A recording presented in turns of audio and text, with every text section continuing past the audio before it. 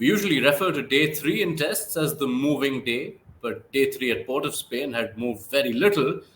Day four, though, has moved at some pace. The game has turned on its head. So much has happened. West Indies started the day batting. They've ended the day batting. In the middle, India had their tip off to baseball.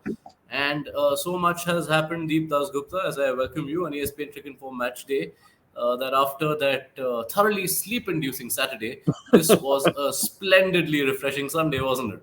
It was actually, I mean, and as you rightly pointed out, it has moved and it has moved quite fast, isn't it? I mean, you know, almost what innings and a half, almost two innings in one day's game, and yeah, suddenly, even though we, kind of missed out on quite a bit of cricket because of rain and everything else, but it's where we wanted the Test match to be. Start of day five.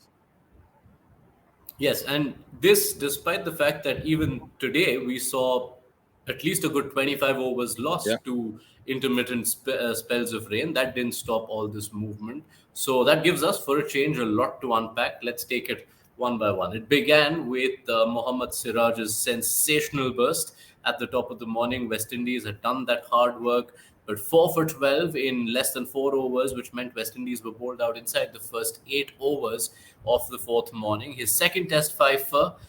We built him up deep as the leader of this pace pack, this very inexperienced pace attack. He bowled like one, ran through that tail, and effectively wiped out all the good work West Indies had done on day three.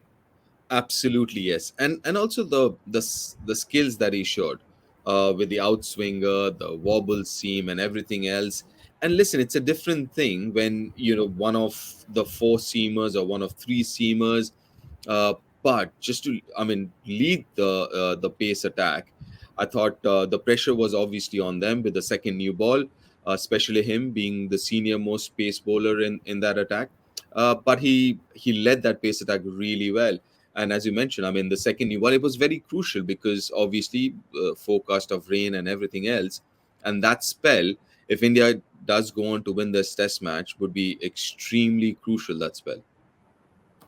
Yes, things moved fast because it was 5 for 26 and 7.4 overs that West Indies batted in the morning. But after things moved fast, they moved furious because India came out batting. In between bouts of rain, it poured runs in Port of Spain. They raced through a record-breaking batting effort. At times, deep batting fairly faster than India a lot of times tend to in T20 internationals. Absolutely. I think India got to 100 in what, the 13th over? I mean, Yeah, yeah, the fastest team 100 in Test history wherever we have the records available. yeah, I mean, that's phenomenal, isn't it? 13th over, 100 runs. And yeah, I mean, a bit of help from the West Indian fielders as well. But yeah, I mean, that exactly what India needed at that point in time. After having lost so many overs because of rain and everything else, you needed to get this innings going fast. And that's what the openers did, Rohit and Yashasvi. I think they were brilliant. And with a little bit of help from the West Indian fielders, they did exactly what was required for India to be in this position right now. So, have you thought of a name for this? What should we call it? Jam ball, wall Jam ball. wall ball. No, I mean, listen. I mean, this is how it's going to be. You can name it whatever, but going forward, this is how Test match is going to be played.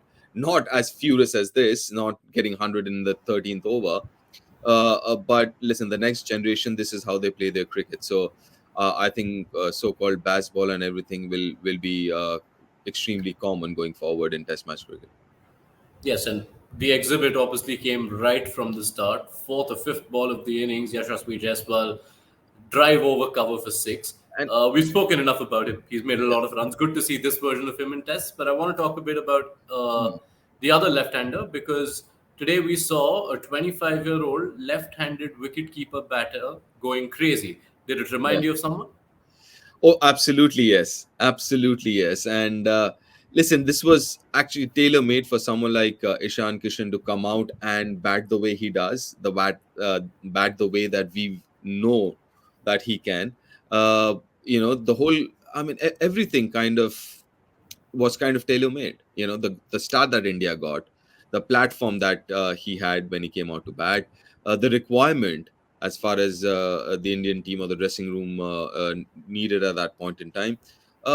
Everything suited Ishan Kishan, and he did what he does so well. I mean, played his shots, and listen, I think again that's something that would help him going forward as well. I think figuring out what's the right tempo, or how he should approach Test match cricket. Because at times when you play the other formats and you come into Test match cricket, you're thinking kind of twice in terms of how should you go. Should you kind of curb your instincts and not play your natural game? But I think innings like this kind of help you to find your footing and also understand your game at this level.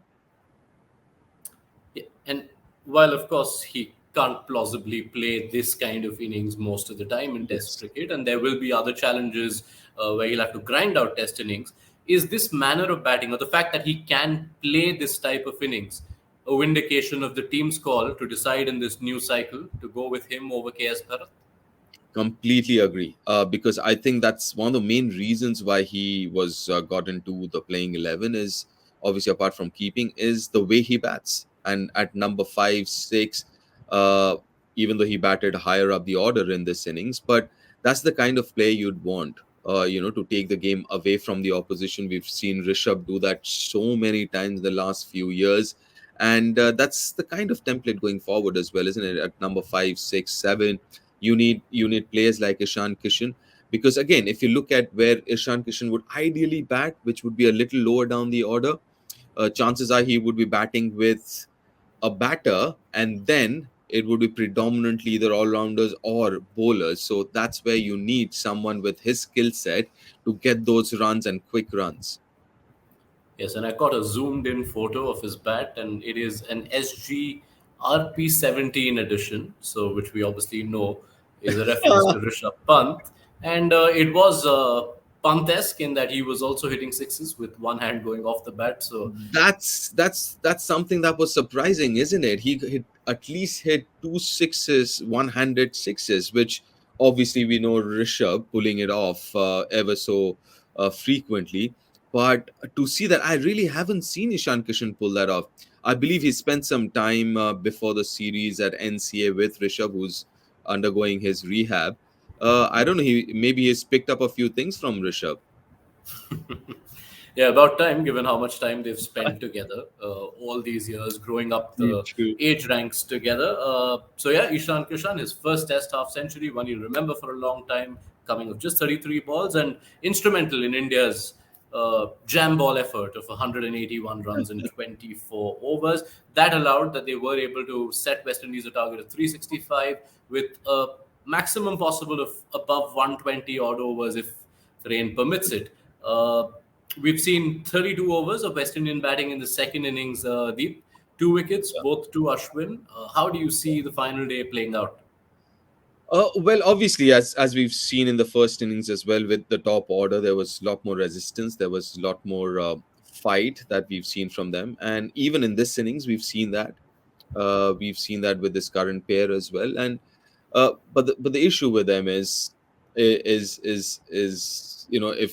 couple of wickets fall, and that's where they kind of lose track. So that's where I think India would be hoping as well, just pick up those couple of early wickets, and then lower order or middle to lower order, they haven't really fired. You don't expect much, and so again, India in the driving seat for sure, as long as rain gods they keep smiling and stay away.